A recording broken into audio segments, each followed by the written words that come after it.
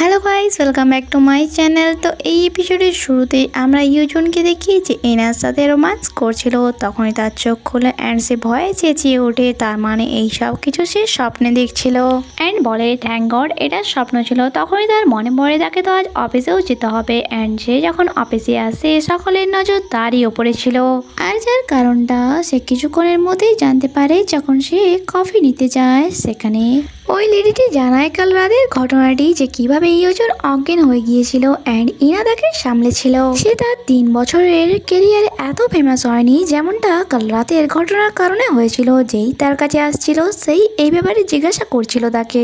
এখানে এক এমপ্লয় এসে তাকে বলে, আমি তো জানতাম তুমি অডিটর, বাট তুমি যে অ্যাফেয়ারের কেসগুলো হ্যান্ডেল করো তা আমার জানা ছিল না। বেচারা ইয়োজন সে আর কি বলতো যে মিস ইনা তাকে কিভাবে বাঁশ দিয়েছে।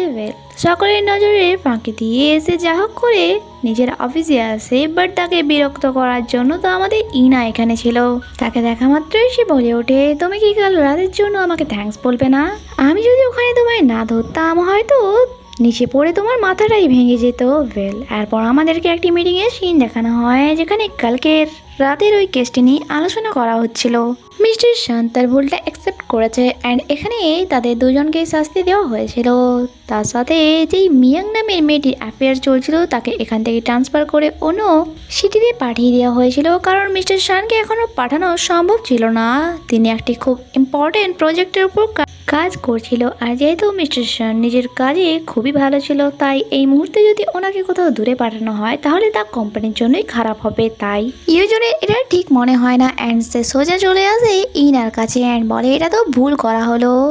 যখন কি মিয়াংয়ের তো কোনো দোষই ছিল না, তেমন বেশি দোষ ছিল মিস্টার শানের, কারণ তিনি ম্যারিড, বাট ওনাকে তেমন কিছু শাস্তিই তো দেওয়া হলো না। ইনা বলে, তুমি কি তাকে জাজ করছো? আর যদি তোমার জাজ করারই হয় তাহলে তুমি কোর্টে যাও। কোম্পানি কখনোই এটা দেখে না কে ভুল আর কে ঠিক, তাদের কাজ একটাই, কারা কোম্পানিকে প্রফিট দেবে। আর এমনিতেও আমার মনে হয় না মিস্টার শানকে আলাদা করে কোনো শাস্তি দেওয়ার দরকার আছে, তার জন্য তার ওয়াইফই যথেষ্ট। ইজনের আবারও কাজ শুরু হয়ে যায় অ্যান্ড তার কাছে একটি নতুন কেস আছে যেখানে পার্কিং লটের একটি কমপ্লেন জানানো হয়েছিল যে পার্কিং লটের একটি জায়গায় ক্যামেরা নেই আর সেখানে কিছু কাপল রোমান্স করার জায়গা বানিয়ে নিয়েছে। ইভেন তো তাদেরকে এইসব করতে অনেকে দেখে হচ্ছে, আর এই কথা শুনে তো ইজনের অনেক বেশি ডিসকাস্টিং ফিল হয়, বাট কি আর করবে সে। আর পার্কিং লটে ইনভেস্টিগেট করার জন্য ইউজনকেই পাঠিয়ে দেওয়া হয়। এখানে আসার পর তো ইউজনের অনেক বেশি বিরক্ত লাগছিল, বাট সে কী বা করতে পারতো, তাকে তো যা জব করতেই হবে।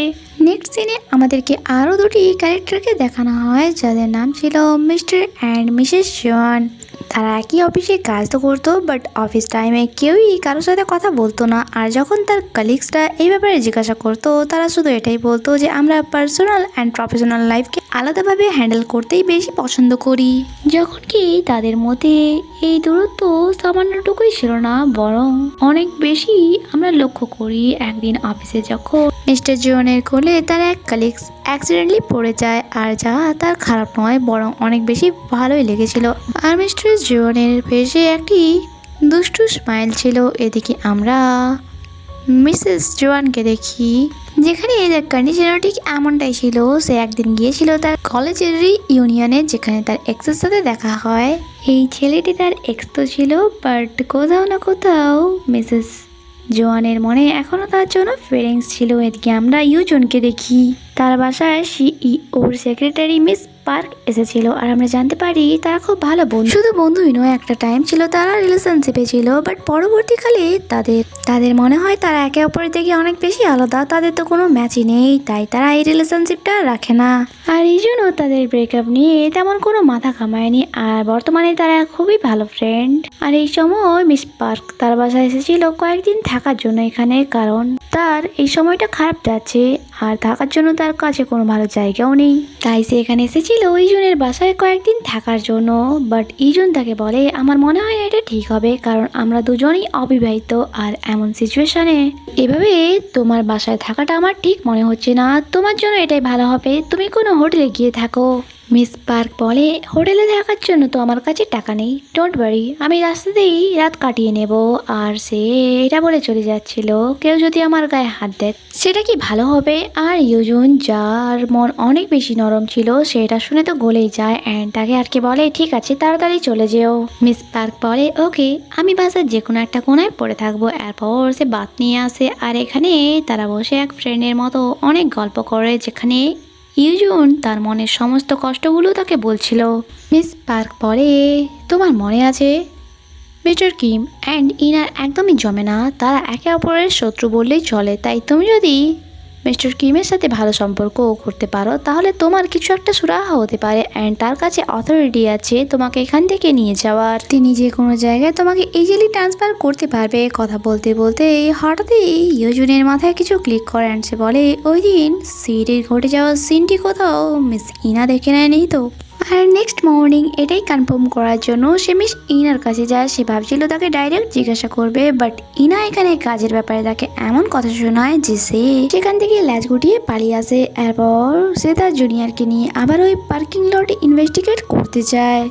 তারা দুজনে এখানে এসেছিল তো অন্যের রোমান্স ধরতে, বাট তাদের মধ্যে এমন কিছু অকওয়ার্ড মুহূর্ত হয়ে যায় যা দেখে তো এটাই মনে হচ্ছিল তারা অন্যের রোমান্স ধরতে নয়, বরং নিজেরা এখানে রোমান্স করতে এসেছে।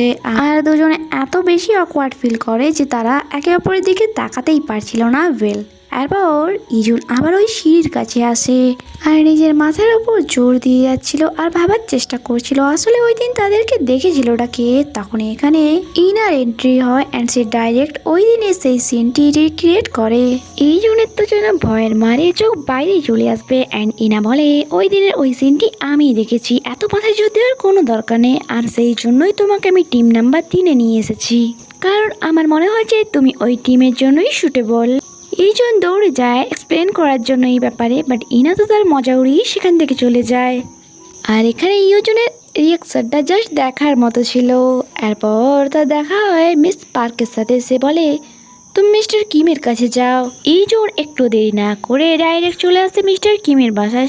সেখানে সে মিস্টার কিমকে একাই পায় আর তার সাথে কথা বলে সে এইটুকু জানতে পারে যে মিস্টার কিমের মনে মিস ইনার জন্য কত রাগ জমে আছে। আর সে এটা বলে, তুমি চিন্তা করো না, আমার তো ওই দিনই অনেক বেশি রাগ হচ্ছিল যে তোমার মতো এক ক্যাপেবল এমপ্লয়কে সে টিম নাম্বার 3-এ কি করে পাঠালো। তুমি চিন্তা করো না, আমি একটা নিউ টিম বানাবো, যেই টিমে শুধুমাত্র ক্যাপেবল লোকরাই থাকবে। যা শুনে তো ইউজুনের মনে যেন আনন্দের সীমা থাকে না অ্যান্ড সে ভাবে হয়তো এবার মিস ইনার হাত থেকে সে মুক্তি পেয়ে যাবে। তা কি সম্ভব তা তো আমরা জানবো পরের এপিসোডে, কারণ এখানে এই এপিসোডটি শেষ হয়। আগে কি হয় তা জানতে স্টে কানেক্টেড। Bye bye.